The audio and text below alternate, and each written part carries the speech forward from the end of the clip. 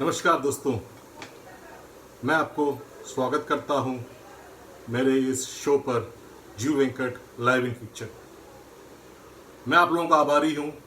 आपने मेरे शो को लाइक किया, मेरे शो को आपके दोस्तों के साथ शेयर किया और आपने इसको सब्सक्राइब भी किया।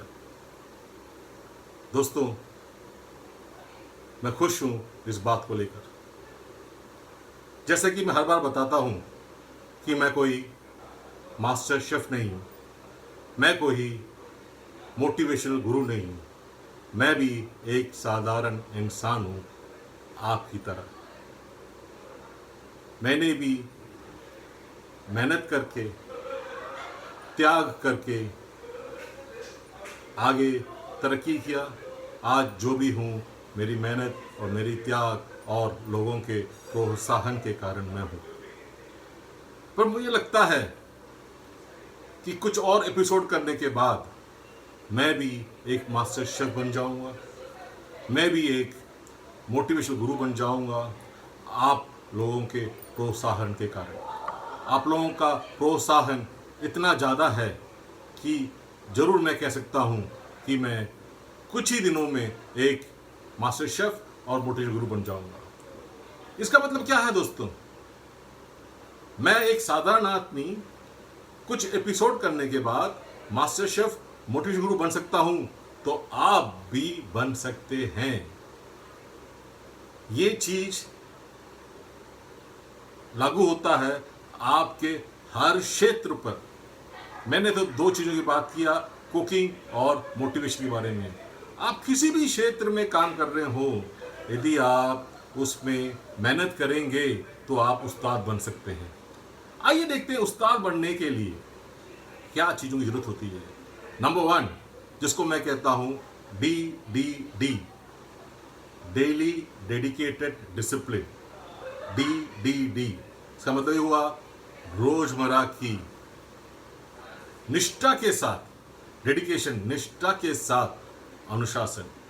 आपको रोज निष्ठा के साथ अनुशासन का पालन करना है।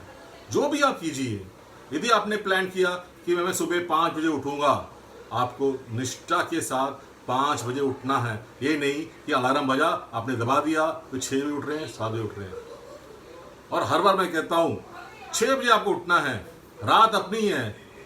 यदि आप रात को लेट सोते हैं, इसका मतलब ये नहीं कि आप लेट उठ सकते हैं। तो फायदा क्या हुआ? आपने अपने सोने को पोस्टपोन कर दिया। 10 से 6 सोने का आपने 2 से 8 कर दिया। कोई फायदा नहीं हुआ, कोई त्याग नहीं हुआ। तो आपको निष्ठा जरूर रखना है। कितने भी बजे सोए आप, यदि आप 6 बजे उठने के हैं, 6 बजे उठना है। 5 बजे उठने का प्लान किया, 5 बजे उठना है। कितने बजे सोए आप रात को, ये निर्भर नहीं करना चाहिए कि आप अगले दिन सुबह कितने बजे उठेंगे। क्या निर्भर करना चाहिए? आपने क्या प्लान किया, आपने क्या डिसिप्लिन रखा कि मेरे को इतने बजे उठना है। तो दोस्तों याद रखना, रोज का निष्ठा के साथ अनुशासन। दूसरी बात जो इंपॉर्टेंट है वो है स्मार्ट ऑब्जेक्टिव। स्मार्ट का मतलब क्या है? स्मार्ट का मतलब है SMART। Smart, specific. एस का मतलब स्पेसिफिक, विशिष्ट। कुछ भी करें, विशिष्ट आपका होना चाहिए, स्पेसिफिक होना चाहिए, विशिष्ट होना चाहिए। एम का मतलब है मेजरेबल। आप उसको नाप पाए। नापना बहुत जरूरी है। वैज्ञानिक ने कहा है कि कोई भी चीज को आप नाप पाते हैं तो आप समझिए आपका 50% काम हो गया। नापना हर चीज जरूरत होता है। उसके बाद SMA, अचीवेबल, जो आप कर पाए। ऐसा आपको कोई प्लान नहीं करना जो आप कर ही नहीं पाएंगे। आप ये नहीं सोचेंगे कि मैं चांद से तारे लेके आऊंगा ना, आप हो ही नहीं पाएगा। तो अचीवेबल, जो आपसे हो पाएगा, अचीवेबल टारगेट आपको करना है। उसके बाद SMAR, आर का मतलब हुआ रिलेवेंट। आप उसी चीज का ऑब्जेक्टिव रखेंगे जो आपके साथ रिलेवेंस रखता हो। ऐसा नहीं कि आप करना चाह रहे हैं कुछ चीज, आपने टारगेट कर लिया और किसी चीज़ का रिलेवेंस होना चाहिए, आपके जो भी आपने सोचा है उसके साथ रिलेवेंस होना चाहिए। जब तक रिलेवेंट नहीं होगा, उससे मिलता जुलता नहीं होगा, जो उस चीज़ को बढ़ावा नहीं देगा, उस चीज़ का टारगेट रखने का कोई फायदा नहीं है। उसके बाद है टी। टी का मतलब हुआ टाइम बाउंड। टाइम बाउंड का मतलब हुआ कि नाप तोल आपका टाइम होना चाहिए 1 महीने के अंदर, 2 महीने के अंदर, 24 घंटे के अंदर, 48 घंटे के अंदर। तो स्मार्ट ऑब्जेक्टिव जब आपके पास हो, यानी कि आपने सोचा कि मैं इस साल MBA के एग्जाम में पार्टिसिपेट करूंगा और पास हो जाऊंगा, तो आपका स्मार्ट ऑब्जेक्टिव क्या होना चाहिए कि मैंने MBA एग्जाम पास करना है। ये आपका स्पेसिफिक हो गया। मेजरेबल क्या हुआ, पास होना नहीं होना, ये आपका मेजरेबल हो गया। अचीवेबल हाँ हो सकता है। रिलेवेंट है।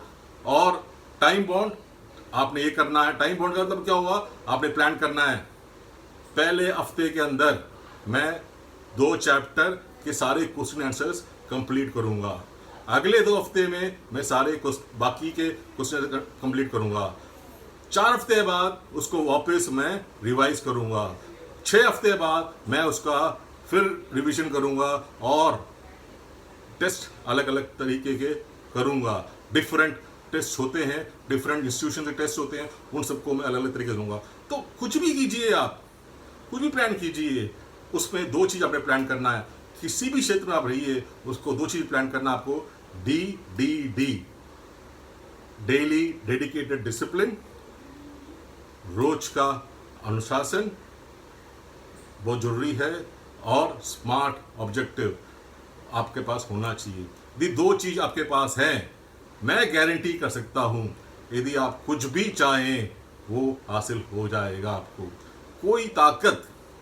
कोई ताकत आपको रोक नहीं सकती उस चीज को हासिल करने में, यदि आपके पास डेली डेडिकेटेड डिसिप्लिन हो और स्मार्ट ऑब्जेक्टिव को आप लागू करते हैं। आइए देखते हैं आज हम क्या बनाने जा रहे हैं। आपको मैं लेके चलता हूं आज के व्यंजन की ओर। आज हम बनाने जा रहे हैं अरबी कुरकुरे। अरबी को मैंने क्या किया, मैंने छोटे छोटे पीसेस उसके काट दिए। काटने के बाद पहले मैंने अरबी को उबालने के बाद उसका छिलका निकाल दिया। छिलका निकालने के बाद मैंने छोटे छोटे टुकड़े उसके कर दिए। छोटे छोटे टुकड़े करने के बाद मैंने उस पर 1 चम्मच हल्दी और 1.5 चम्मच लाल मिर्च, उसके बाद हींग 1 चुटकी भर, उसके बाद 1 चम्मच नमक आप अपने स्वाद अनुसार डाल सकते हैं।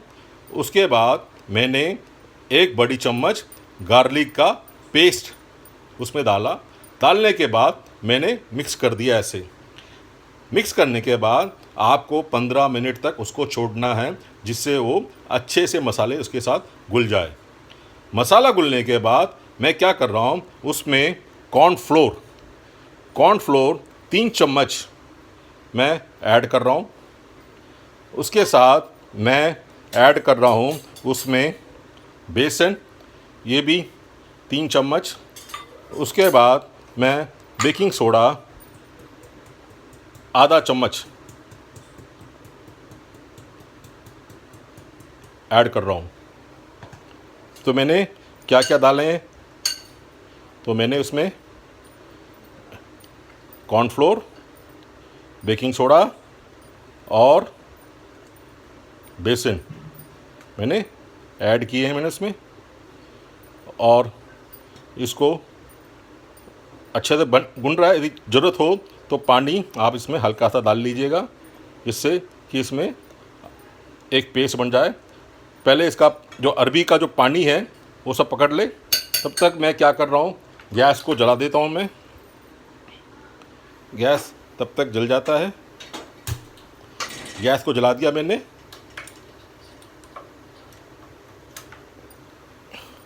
तवे में गैस रखा हुआ, मैंने गैस को जला लिया, मैंने जला रहा हूँ गैस को।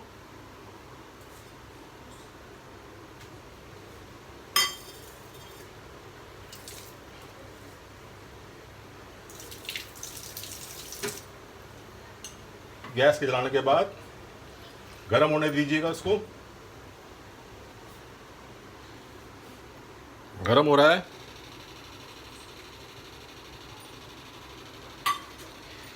एक चीज़ दोस्तों,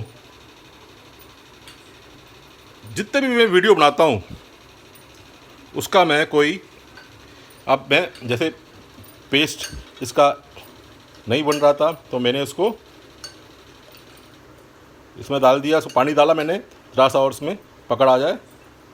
जैसे मैं बता रहा था, जितने भी मैंने वीडियोस बनाए हैं उसका मैंने कोई एडिटिंग नहीं किया, उसका मैंने कोई रीटेक नहीं किया।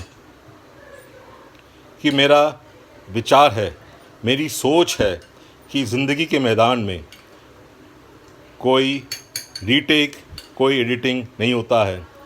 एक बार तीर कमान से निकल गई तो निकल गई, एक बार आपके लफ्ज़ आपके ज़ुबान से निकल गए तो निकल गए, उसको वापस पकड़ नहीं सकते। हाँ, उसकी आप सुधार ज़रूर कर सकते हैं, पर वो तीर जो गया गया, जो ज़ुबान से जो बोल निकल गए निकल गए। तो इसका मतलब क्या हुआ? इसका मतलब ये हुआ कि आपको हर टाइम फर्स्ट टाइम राइट होना पड़ेगा। दोस्तों, सेल्स में ये कहा जाता है कि आप कितनी भी ट्रेनिंग ले लीजिए, आप कितने भी स्कूल में जाके ट्रेनिंग कर लो, उस्तादों के पास जाके ट्रेनिंग कर लो, आखिर में आपके पास क्या बचता है? सिर्फ बचता है वो 3 फीट का फासला आप में और कस्टमर के बीच में। उस 3 फीट के फासले के अंदर आपने जो कहा, आपने जो सुनाया, आपने जो सुना, आपने जो सुनाया, वो निर्भर करेगा कि आप जीते, आपने सेल हासिल किया, या आप हारे, आप ना आप फेल हुए। तो सिंपल 3 फीट डिस्टेंस आप में और कस्टमर के बीच में, सिर्फ वही आपका साथ है। यही हकीकत है दोस्तों, यही ज़िंदगी की कड़वी सच है। और उदाहरण देता हूँ मैं आपको।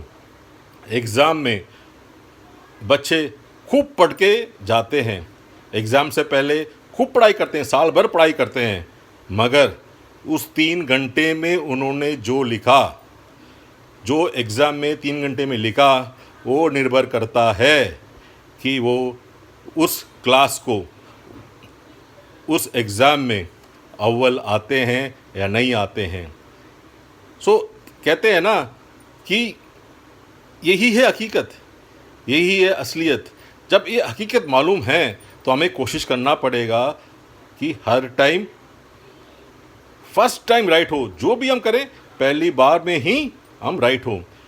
तभी आप देखेंगे मेरे वीडियो में कभी कभार पॉज ज़्यादा हो जाता है, मेरे मुंह में लफ्ज़ नहीं निकलते हैं, तो भी मैं चालू रखता हूँ। मेरे दिमाग में कभी नहीं होता कि कभी कभार मैं हरर की दाल के बजाय उड़द दाल बोल देता हूँ, कभी कभार मैं गलत बोल देता हूँ, कभी कभार मेरे से प्याज या टमाटो बारीकी से नहीं कट पाता, तो भी मैं शो को चालू रखता हूँ। मैं उसको काटता नहीं हूँ। ये नहीं सोचता कि मेरी बेइज्जती हो जाएगी, लोग मेरी बुराई करेंगे, ये मेरे दिमाग में कभी नहीं आता है। मेरे दिमाग में ये आता है जो मेरे से हो पा रहा है, जो बेस्ट मेरे से हो पा रहा है वो मैं कर रहा हूँ, और जितना मैं करूँगा उतना ही बढ़िया बनते जाऊँगा। कहते हैं ना, जितना आप प्रयास करेंगे, जितना आप प्रैक्टिस करेंगे, जितना प्रैक्टिस करेंगे उतना भी कामयाब होते जाएंगे। जितनी बार आप फेल होंगे, जितनी बार बच्चा नीचे गिरता है, उतनी ही बार वो कोशिश करता उठने के लिए, और एक दिन उठ के दौड़ने लगता है। तो दोस्तों, कभी फेलियर से, हार से घबराना नहीं। हार के बाद ही जीत होती है। ये आपको दिमाग में हर टाइम रखना है, हार के बाद ही जीत होती है। जितनी बार हारते हैं इसका मतलब ये है कि आप उतनी नज़दीक जा रहे हैं ज़िंदगी की सफलता की ओर। तो दोस्तों, याद रखिएगा इस बात को मेरा, कि आपने कभी हार नहीं मानना है, आपने हर टाइम जीतना ही है। तो मैंने इसको डाल दिया है तो ये इसको मैं हल्के सिम में कर रहा हूँ। मैं इसकी आंच जो है फ्लेम स्लो होना चाहिए, स्लो फ्लेम में इसको करना है इसको आपने। और इसको 2 बार में इसको मैं करूँगा।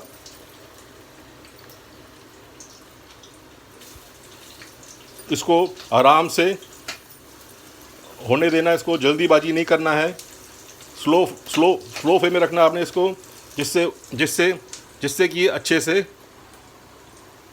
भुन जाए।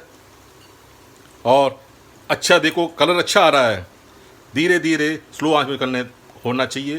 बड़ा अच्छा कलर आ रहा है। करने के बाद इसको आप निकालिए, इसको खाइए। आप ऐसे इवनिंग स्नैक खा सकते हैं, या आप दही चावल के साथ खा सकते हैं, या आप ब्रेड में लगा के खा सकते हैं। जैसे आपको पसंद आए वैसे खा सकते हैं। बहुत बढ़िया शक्ल दिख रहा है, बहुत बढ़िया मज़ा आ रहा है।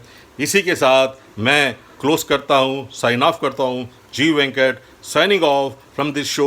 बिफोर दैट आपको फिर याद दिलाता हूँ 2 चीज़ों का, डेली डेडिकेटेड डिसिप्लिन और स्मार्ट ऑब्जेक्टिव। और ख़ासकर ये चीज़ बताना चाहूँगा कि हारने से डरना नहीं, हार के बाद ही जीत होती है। Thank you my dear friends. यदि आपको मेरा शो अच्छा लगे तो शेयर कीजिएगा अपने दोस्तों के साथ, इसको लाइक कीजिएगा और ज़रूर मेरे चैनल को सब्सक्राइब कीजिएगा। Thank you dear friends, thank you, thank you, thank you.